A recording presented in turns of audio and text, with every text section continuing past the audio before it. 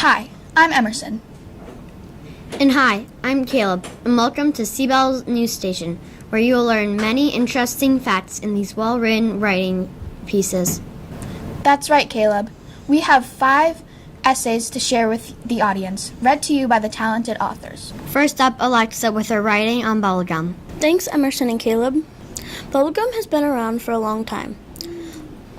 It's been around longer than iPhones and other electronics, but it hasn't been the sweet, chewy treat that we all know now.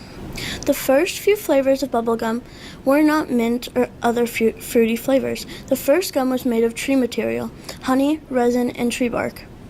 Those ingredients are what made the first gum, and then it kept changing and evolving. And now we have the gum that people chew on a daily basis. Walter Deamer, who sadly died on January 12, 1998, at the age of 93, was the inventor of the gooey pink bubblegum we all know now. Before he died, he taught a lot of people how to make this bubblegum. Now this gum is being made every second of the day. Gum has been around for a long time, but why was it invented?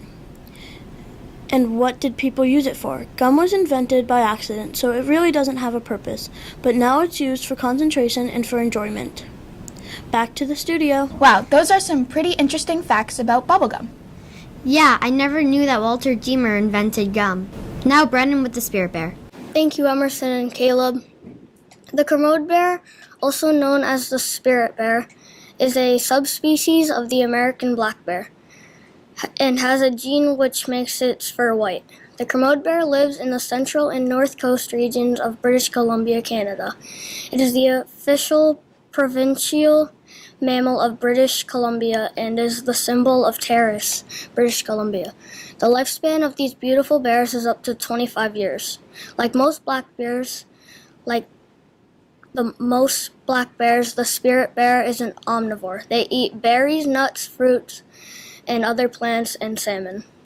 The scientific name of this extraordinary bear is Ursus americanus kermodi.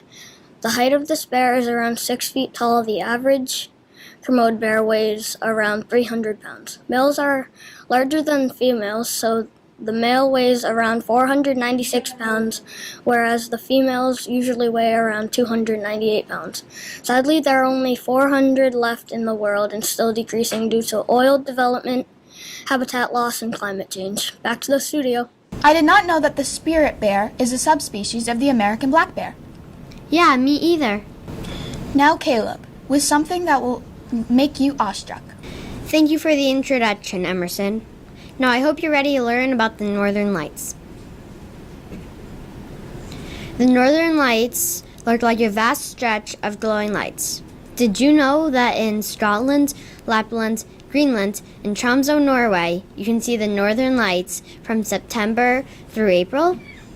And in August through late April and early May, you can see the Northern Lights in Iceland, Yukon, Canada, and Fairbanks, Alaska.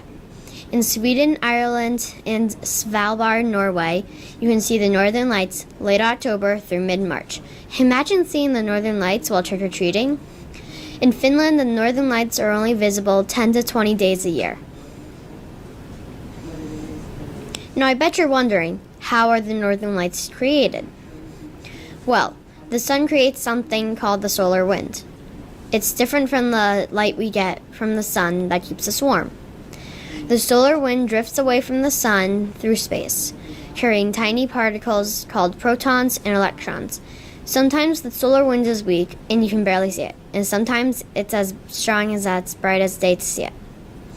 Did you know that the Northern Lights are also called the Aurora Borealis? The Northern Lights are 60 miles overhead, but don't blink because they can vanish in seconds. There are always magnetic storms whenever the Northern Lights glow in the sky. A magnetic storm is a period of rapid magnetic field variation. Different countries have different beliefs about the Northern Lights. The aurora borealis can only be seen from high northerly latitudes. Particles from the solar wind bump into the gases oxygen and hydrogen. The oxygen releases a green light, and hydrogen forms shades of pink, purple, and red. The most common colors for the northern lights are pink, green, blue, and violet. Did you know that lots of places turn off all the lights so that they can see the northern lights better? Ireland and some parts of the UK are one of the many countries that turn off all their lights at night so they can see the northern lights better. Now I hope you've learned a few facts about the northern lights. Now back to you in the studio. Wow, I had no clue that the northern lights were also called the aurora borealis. I did not know that you could see the northern lights while trick-or-treating. Now Emerson with MLK Jr. Thank you, Caleb. Have you ever wanted to learn about some of the greatest influences around the world? People who never gave up on their dreams of equality and peace throughout different countries and cities. Martin Luther King Jr. was born on January 15, 1929 in Atlanta, Georgia. He lived with his parents, grandparents, and 2 siblings. Martin had many hobbies, including playing the piano and participating in sports. Martin's childhood was different from mine and maybe yours. He was born in the beginning of the Great Depression, where many families couldn't afford housing and food, but his family was happy in their home. At 6 years old, his white best friend told him that they could no longer play together and see each other. This was tough for Martin. It led to the conversation with his parents about black history, slavery, and segregation. Despite all of the terrible treatment black people got and still get, his family told him to never think he was lower than anyone else, and to always know that he was just as good as everyone.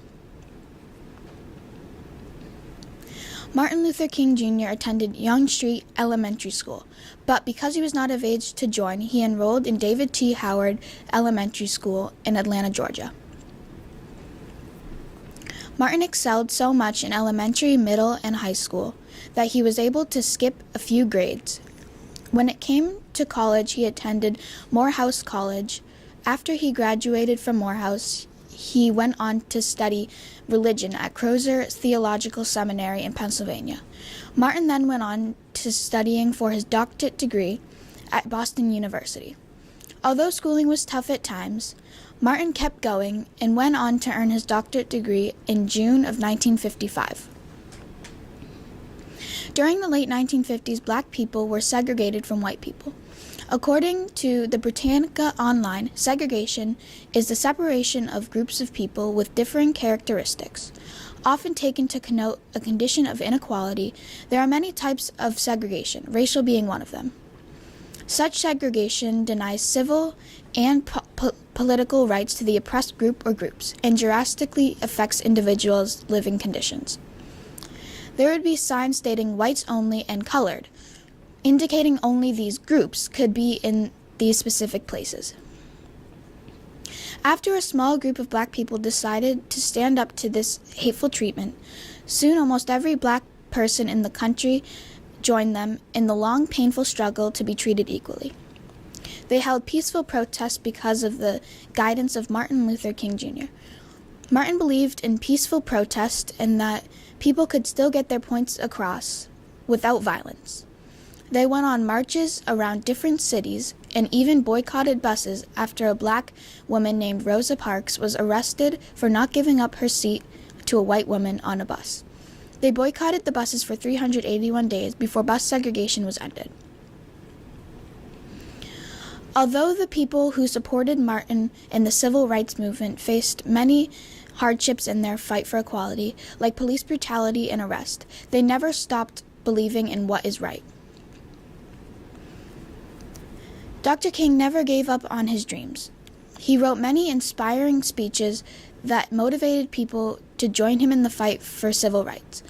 One of his most famous speeches being the I Have a Dream speech. He announced his speech at the March of Washington on August 28, 1963. One of his most influential lines from that speech being, "I have a dream that my 4 little children will one day live in a nation where they will not be judged by the color of their skin, but by the content of their character." I Have a Dream Today. After the devastating death of Dr. Martin Luther King Jr. on April 14, 1968, a national holiday was created. MLK Day is a day on the third Monday of January. This day encourages Americans to volunteer and participate in their communities. This day is all about honoring all of the amazing contributions Dr. Martin Luther King Jr. had on the world. In recent times, some people have taken inspiration from Dr. Martin Luther King Jr. in the civil rights movement. They have taken it into their own hands by peacefully protesting and not being violent towards the people who have hurt them or the people around them. Although racism is still a big problem throughout the world, Martin Luther King Jr. was someone who helped end segregation as well as working on the fight that is still going, helping make Black lives equal. I hope you enjoyed learning about Martin Luther King Jr. Now back to you, Caleb. I did not know that MLK Jr. was born in Atlanta, Georgia. Yeah, me too. Now Emma with Harry Styles. Thanks, Emerson and Caleb. Who's your favorite singer? Mine is most definitely Harry Styles. He is a very popular British singer. He has over 38.1 million monthly listeners on Apple Music and any other app that you can find his music on. His full name is Harry Edward Styles. He is 6 feet tall with green eyes and fluffy medium-length hair. He was born in Holmes Chapel, United Kingdom, where he worked for a local bakery. His birthday is February 1st, 1994. He was born at 12:06 a.m. He is also an Aquarius. His career started on X Factor when he got rejected. The judges thought that Niall Horan, Zayn Malik, Harry Styles, Louis Tomlinson, and Liam Payne would be a great boy band rather than performing alone. In 2011, One Direction released its first ever album, Up All Night. This album contains songs called Up All Night, What Makes You Beautiful, One Thing, and more. But in 2015, the boys decided to go their separate ways. He recently just got his first Grammy Award for Best Pop Solo Performance. Harry Styles' parents' names are Ann Cox and Des Styles. They got divorced when he was 7, and his mom remarried on June 1st, 2013 to Robin Twist. Robin Twist died in June 2017, which is extremely hard for Harry because he was such an inspiration to Harry. Here are some fun facts about Harry Styles. Harry also has roughly about 50 tattoos. It's yet to be an official count. While growing up, he was in a band called White Eskimo. Harry also confirmed he's a pescatarian. He doesn't eat meat, but he does eat fish.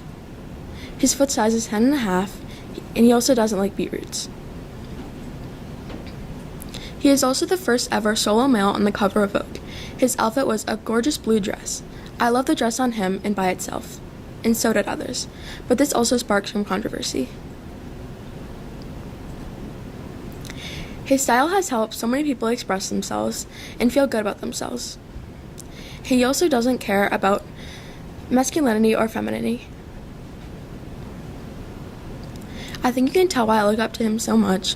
He's probably my favorite celebrity because he's unproblematic and stays out of the drama. I hope you learned something about Harry Styles. Now back to Emerson and Caleb at the studio. I did not know that Harry Styles was pescatarian. Yeah, me too. Thank you for watching Seabell News. And remember, anything is interesting as long as you don't know much about it.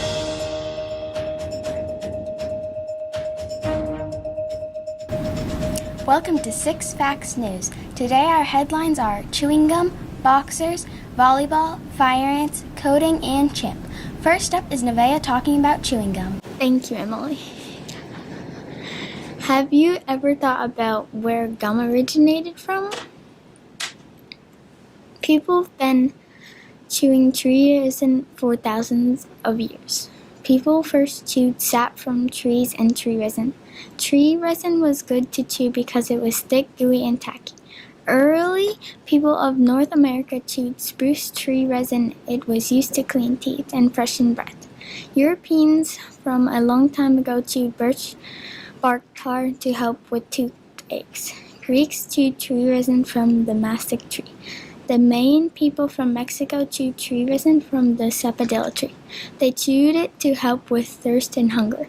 The substance is called chicle. It is natural rubber. Chicle became a base for chewing gum. John Curtis was the first person to sell chewing gum. He built the first gum factory in the 1840s, and it was in Portland, Maine. He boiled spruce tree resin and made it into strips of gum. The flavor of the gum was not great. He later switched from the resin to a Pacific wax base because it was softer to chew. Another early chewing gum company was Wrigley's. The company first sold soap and baking soda. They gave you free gum if you bought something from the... People really started to enjoy the gum. William Wrigley started selling gum and he became very wealthy. In 1893, he started selling juicy fruit and Wrigley spearmint. He used a lot of advertising to sell the gum, and it's still a popular gum. Frank Fleer Company also made chewing gum, but he wanted to make bubble gum too. In 1906, his company made blubber that was found to be the sticky to blow bubbles from. 1928, Walter Deemer worked at Fleer. He made a bubblegum formula that worked. Called it Double Bubble. Back to you in the studio. Wow, I never knew that John Curtis was the first person to ever sell chewing gum. So cool, right? Next up is Emily talking about boxers. Thanks, Isabel. The boxer is a breed of dog. You have probably seen them here and there, but I bet you didn't know that much about them. Boxers are adorable, and here's why. Boxers weigh 50 to 80 pounds, and height is usually 21 to 25 inches. They have short, square, black muzzles. Boxers have a deep chest and short tail, a wrinkly forehead, and a lifespan of 8 to 10 years. Boxers have short, smooth, shiny coats and either fawn with white or brindle with white. There are also white boxers, but tend to have more health issues. Boxers are born with floppy ears, but some people have them cropped, which happens with surgery. They also have a docked tail that comes with surgery. People do this because they like how it looks and think it's cute. All dogs can be best friends, but especially boxers. These dogs are amazing, but they are active dogs and need active owners. The owner should have time to train these dogs if they get them as puppies. Boxers are good family dogs and love children. They also shed but don't require constant brushing. Some boxers can be aggressive towards other dogs. They act this way because they are very protective of their owners and family. Boxers have been here as long as 2000 BC. They were used a lot in hunting in 1700s. They would hunt wild boar, bear, and deer. The boxer is originally from Germany. They were used in wars. They were a popular dog breed, coming in at 7th most popular dog in 2013. And in 2020, they were the 14th most popular. Now, next time you see a boxer, you will know more about them and why everyone loves this amazing dog breed. Now back to you in the studio. Wow, I never knew so many things about boxers. Now we have Isabel talking about volleyball. Thanks, Emily. Did you know that more than 800 million people play volleyball all around the world, and 46 million or more play in America? William G. Morgan invented volleyball in 1895 when he was 25 years old. Since then, the game has gotten very popular. The first actual volleyball came out in the 1900s, but the first game was played in 1896. Instead of using a volleyball, they used a different ball because the volleyball was not invented yet. William G. Morgan invented volleyball in Holkey, Massachusetts. He invented volleyball because he was inspired by his friend James Naismith, the inventor of basketball. Then William invented volleyball 5 years later in 1895. There are 6 positions in volleyball: outside hitter, which is also called the left hitter, middle hitter, opposite hitter, which is also called the right hitter, setter, libero, and the defensive specialist. The middle blocker is usually one of the taller players and is the first line of defense of the other team's hits and in the front middle row. Libero. The libero is in the middle back row defense and usually one of the shorter players but has very good ball control. The setter. The setter is the main contributor to the offense and has a delicate touch to the ball. They also need to set the ball perfectly and need to communicate with their other teammates. And their position is the back right corner. Defensive specialist. The defensive specialist attacks, blocks, serves, and defends. They are usually in the front right corner. Opposite hitter. The opposite hitter, also known as the right side hitter, is usually in the front left corner. Defender blocking the opposite team's hits. They have the option to move around. Last but not least, the outside hitter. The outside hitter has a similar role to the opposite hitter. They perform most of the hits and attacks. They are also in the back left corner. A volleyball weighs about 9 to 10 ounces and it's so light so the ball can go faster and higher into the air. Volleyballs are made out of soft leather so the volleyball doesn't hurt the player or scratch their skin. A volleyball net is 7 feet and 11 inches. A volleyball court is usually 18 meters, 59 feet by 9 meters, which is 29 feet and 6 inches. Thanks for listening. Hopefully you learned something new. Back to you in the studio. Who knew that more than 800 million people play volleyball? Next up is Cameron talking about fire ants. Thanks, Isabel. Fire ants live in warm, sunny climates and sunny areas of the globe. The biggest fire ant colony is in Europe. It is 100 square feet and has over 1 billion fire ants. Also, a fire ant mound can be 2 feet in diameter. In addition to, fire ants attack you with your step on their nests. Fire ants' predators include armadillos, antlions, spiders, birds, some fungus, and horned lizards. Ants have been known to kill fire ants, given the opportunity, but are not known for a major impact on the imported fire ant populations. Fire ants were imported to the U.S. in a trade boat by Brazil. Fire ants are social and build nests called mounds. Unlike other kinds of ants, fire ants have no nest entry on the mound itself. They enter in via tunnels. Fire ants live in colonies which contain over 200 fire ants. Fire ants feed on a wide range of foods, including insects, honeydew, plants, nectar, seeds, fruits, and dead animals. Back to the studio.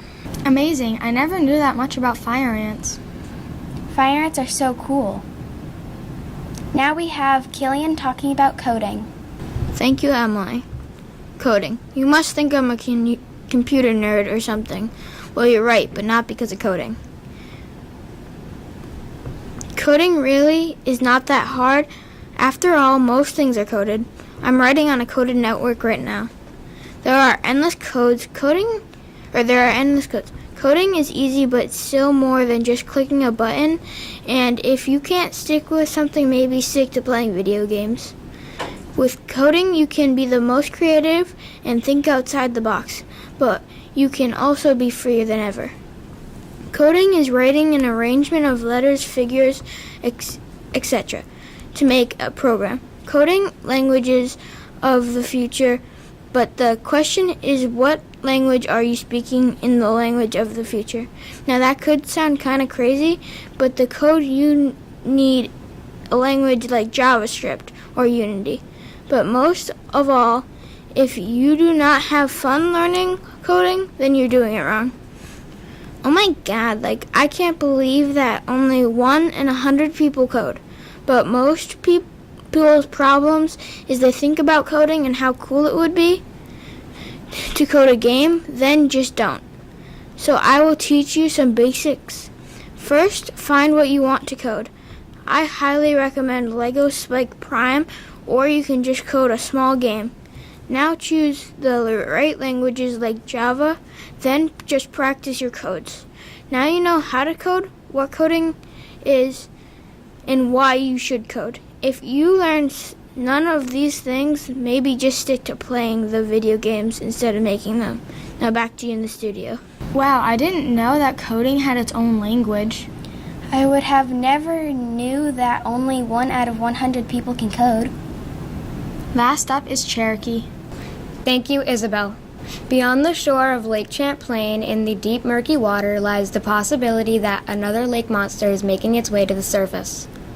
Lake Champlain was originally founded by Samuel D. Champlain in 1609. Since Lake Champlain is 400 feet deep and 124.9 meters long, in 1998, March 6th, Lake Champlain was titled one of the Great Lakes until 18 days after, on March 24th, that the title was taken because of the fact that stated almost 17 Lake Champlains could fit into Lake Ontario,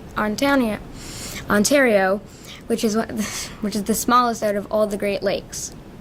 Champ is a monster who supposedly makes their home in the deep, murky waters of Lake Champlain at a height of 3.3 feet and an 11-foot length. But did you know that Champ isn't some undiscovered species of sea mammal? Champ is actually said to be a plesiosaur, which is a type of aquatic dinosaur that lives off of fish, squid, mollusk, and other types of small sea creatures. There have been strange noises belonging to a beluga whale or a dolphin, but neither of those are known to live in Lake Champlain. Also, people have found alligator-like tracks on the shore, but they most likely belong to the large snapping turtles that make their home in Lake Champlain as well. Proof also involves the 300 sightings of Champ. I hope you learned something about Lake Champlain and the monster that may live in it. Maybe you'll even go try to see this in the summer. Back to you, Isabel, in the studio. Wow, I never knew that there are over 300 sightings of Champ. Champ sounds so cool. Thanks for watching Six Facts News. Hope you learned something new.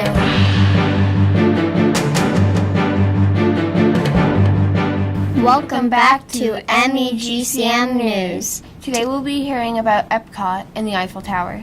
And a special about the events in World War II, like the Holocaust and Frank, who was a historical person, and also the Flying Tigers. So let's get started.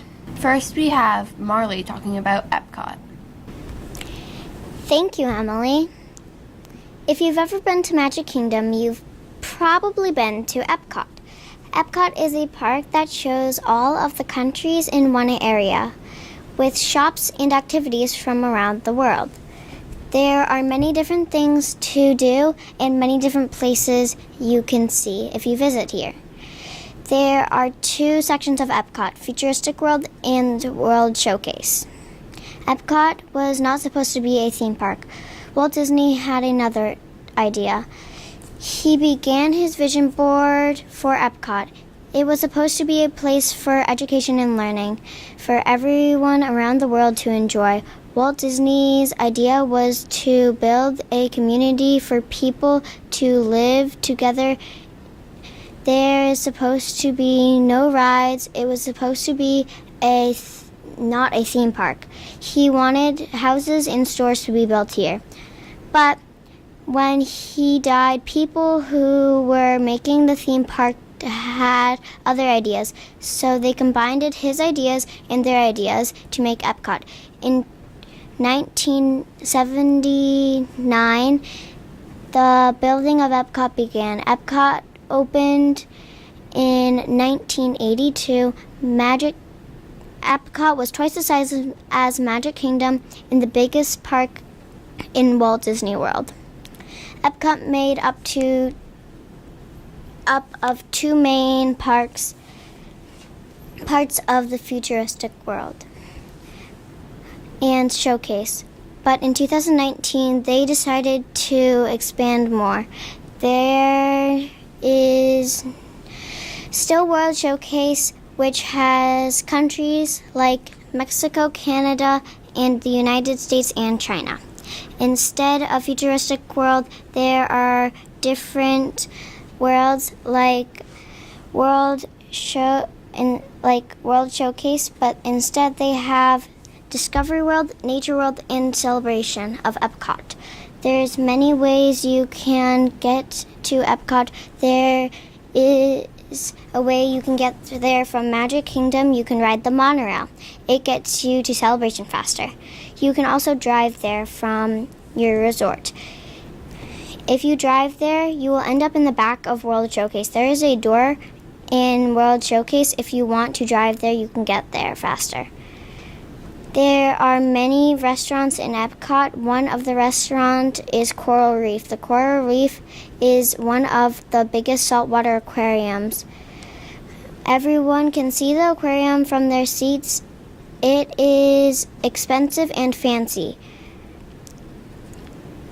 but it's worth the pay. Here is the second one, Grill Garden. This is a character restaurant. A character restaurant is a restaurant where characters come to your table and see how you're doing.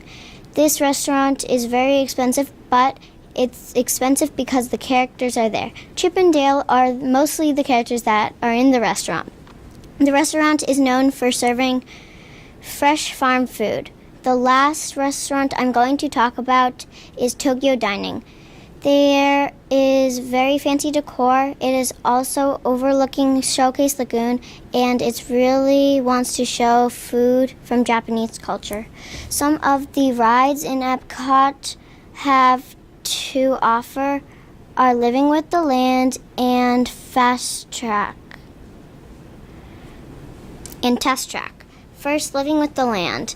Living with the Land, everyone can go to on a boat, all heights and all ages. Living with the Land shows how to grow plants and feed plants. They have vegetables, fruits from all over the world.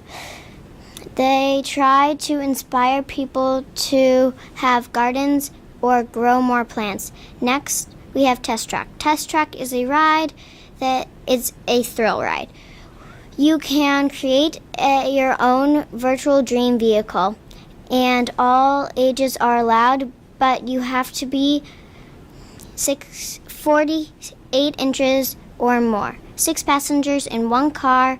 You reach up to 65 miles per hour in the car.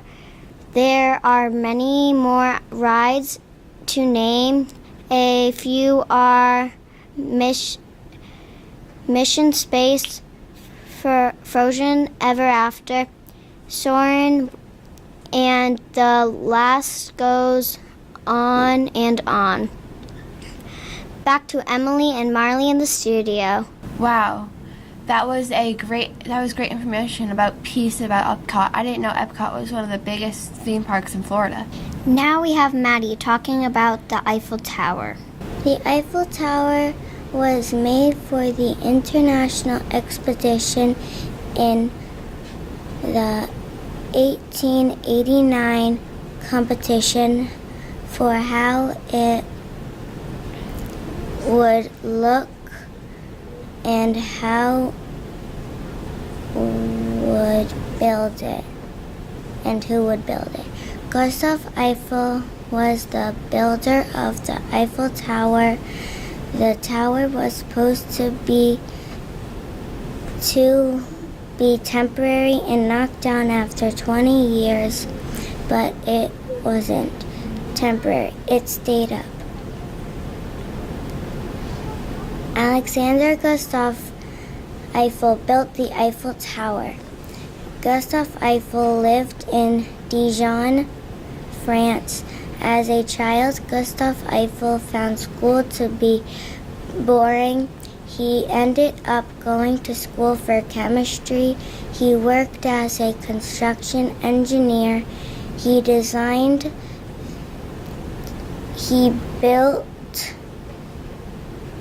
the inside of the Statue of Liberty. Gustav Eiffel chose to build with iron because it bends but it does not break. He puts a strong base so it does not tip or sink. Also, he uses limestone, cement, and stone. The Eiffel Tower is light and airy, designed so the wind can blow right through it. 2.5 million rivets hold pieces together. Wow. The Eiffel Tower is reddish brown. at the bottom and yellowish white at the top. It is painted every 7 years. It has 50 to 60 tons of paint. It is painted by hand. After 2 years, 2 months, and 5 days, the Eiffel Tower was done. It was 984 feet in the sky, and then with the flagpole, it was 1,000 feet in the sky. There was 1,665 steps to the top. The tower has elevators, and they are $1 to ride up to the top. 7 million people climb to the top each year.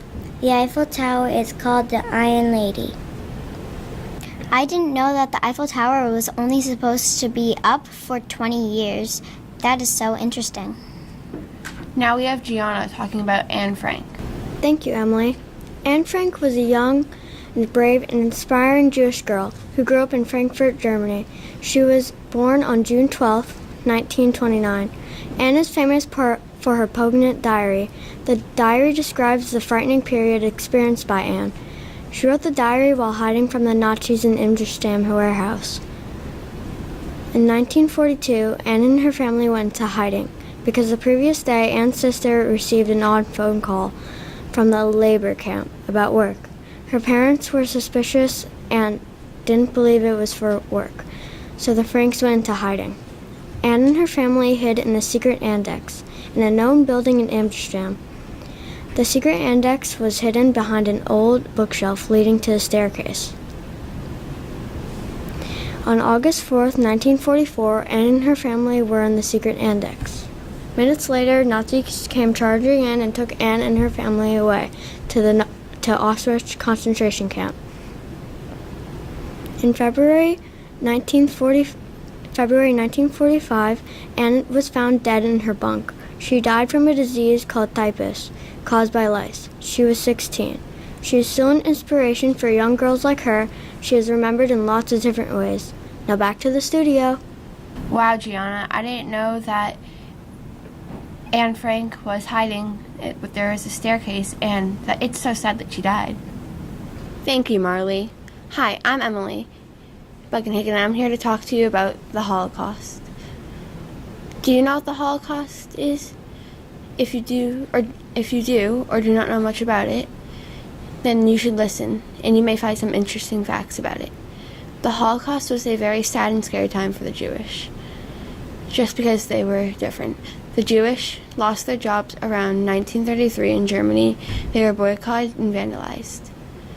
The Jewish population was over 9 million in 1933. By the end of World War II, Germany killed nearly 3.3 million Soviet prisoners and were killed by starvation, disease, and neglect. Some of the Jewish were killed with poisonous gases and their bodies were burnt. The MS St. Louis carried more than 900 Jews, but was not allowed to debark in Florida, and was sent back to Europe, and nearly a third of the passengers were murdered. You may have heard of Anne Frank. You will hear about Anne Frank more later from Gianna Phillip. And for our final person, we have Cameron talking about the Flying Tigers. Thank you, Molly. Who were the Flying Tigers? The Flying Tigers was a group that fought against Japan during World War II. It was founded by the American volunteer group AVG. There were 311 volunteers. There were pilots, nurses, and doctors who joined the group. The person who started the group was clearly Chenault. He was a United States military man. The Flying Tigers were founded in April 1941, soon after Pearl Harbor was bombed by the Japanese. You might be asking why the Flying Tigers were so important to World War II. The Flying Tigers opened a new front in the war on Japan by bombing Japan and protecting China. You also might be asking why did the Flying Tigers even help China anyways? The Flying Tigers saw the destruction of the Chinese cities by the Japanese. There were destroyed buildings and dead people all over China. The Flying Tigers knew that they had to protect the Chinese from the Japanese Air Force.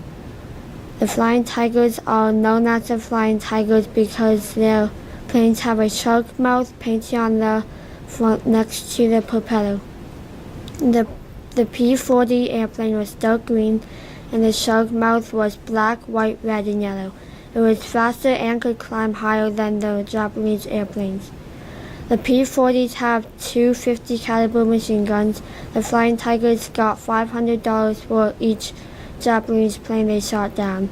The Flying Tigers risked their lives to help the Chinese.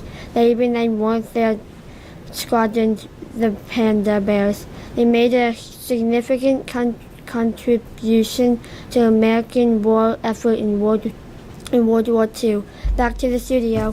Thank you, Cameron. That's so interesting. I didn't know that the Flying Tigers risked their lives. Thanks for watching MEGCM News.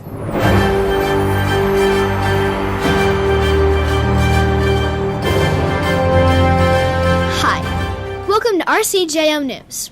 We have some My name is Owen. And my name is Chloe. We have some interesting stories for you today. Yes, we have Aiden talking about Komodo dragons. And me, Owen, talking about dingoes. And me, Chloe, talking about concentration camps and Holocaust. As well as Jaden talking about rhinos. Last but not least, Ryan will be talking about parrots. Now to Aiden with Komodo dragons. Thank you, Chloe and Owen. There are so many interesting facts about the Komodo dragon, starting with its physical features. The Komodo dragon has a long split tongue and sharp claws. It has 60 razor-sharp teeth. The Komodo dragon has a rough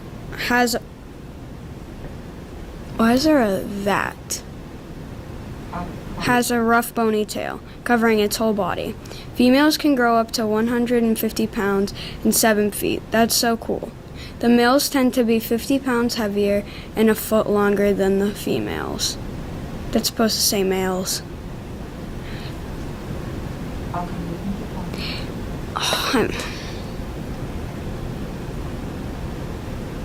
I swear to God I made it say males.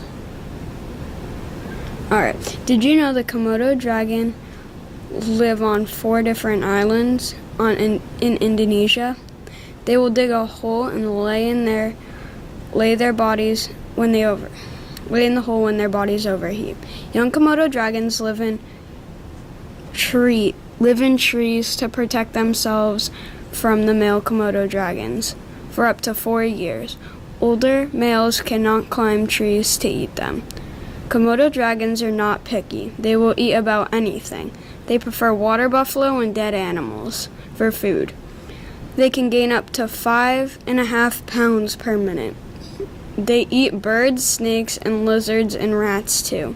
The Komodo dragon can use its poisonous venom to make its prey bleed out to death. Its mouth bacteria can also be deadly to prey. I hope you will find it interesting too. Wow, I never knew Komodo dragons could be so interesting. Yes, so cool. Next up, we have Owen talking about dingoes. Thank you, Chloe. Ow, ow, ow! Do you know what that sound was? It was a dingo howl. Dingoes look like dogs, but they're really more related to wolves, and they don't bark that often. They mostly howl. I'm going to tell you all about these amazing animals. Dingoes live in most of Australia except Tasmania. They have been in Australia for about 3,500 years, but DNA studies suggest they have lived in Australia for 18,000 years. Also, dingoes can live in many different habitats, from desert to alpine plains and forests. Dingoes are highly adaptable as long as there's water.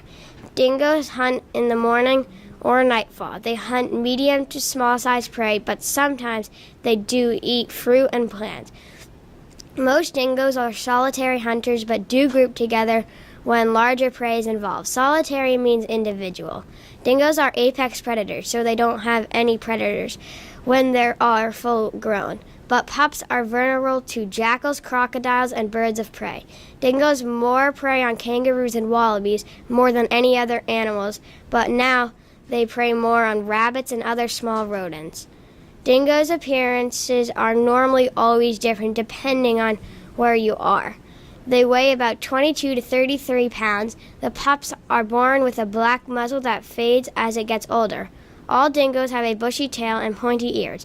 They are mostly reddish, tan, or black, although the black dingoes are really rare to see. So if you do, just leave it be. Also, they normally have white feet and bellies. The tail is 25-37 centimeters long. The skull is 30% larger than a domestic dog's skull. They are 4 feet long and have long legs, which make them about 2 feet tall. Dingoes travel in small packs of 2 to 12. It takes about 63 days for a baby dingo to be born, and then another 6 to 8 weeks till full grown. Dingo's lifespan is 7 to 15 years. Some fun facts about dingoes is that their scientific name is the Canis lupus dingo.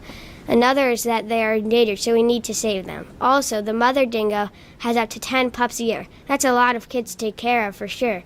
The dingo has a flexible bone formation in their feet that allows them to jump 6.56 feet into the air from standing position. Dingoes are different colors depending on where they are. Like golden yellow means they live in the desert. Now back to the studio.